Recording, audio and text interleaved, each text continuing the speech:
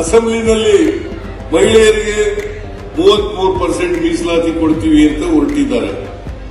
ಅದು ಈಗಲ್ಲ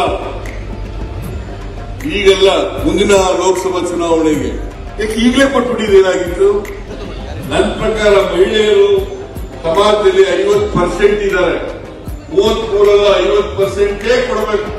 ಯಾಕಂದ್ರೆ ನಾವು ಅನೇಕ ಕಡೆಗಳಲ್ಲಿ ಯುವಕರಿಗೆ, ಮಹಿಳೆಯರಿಗೆ, ಹಿಂದುಳಿದವರಿಗೆ, ಅಲ್ಪಸಂಖ್ಯಾತರಿಗೆ, ದಲಿತರಿಗೆ ಮೀಸಲಾತಿ ಇದೆ. ಇವ್ರಿಗೆಲ್ಲ ಕೊಡಕ್ಕಾಗಲ್ಲ.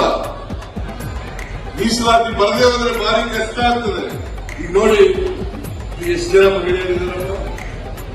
65 ಜನರಲ್ಲಿ 32 ಜನ 33 ಜನ ಮಹಿಳೆಯರು ಇರಬೇಕು. ಲೋಕಿ ಅವರು ಹೇಳ್ತಾ ಇದ್ರು 60% ದಲಿತರು, ಹಿಂದುಳಿದವರು, ಅಲ್ಪಸಂಖ್ಯಾತರು, ಮಹಿಳೆಯರು ಇರಲೇಬೇಕು ಅಂತ. ಆದ್ರಿಂದ ನೀವೆಲ್ಲ ತಿಳ್ಕೋಬೇಕು.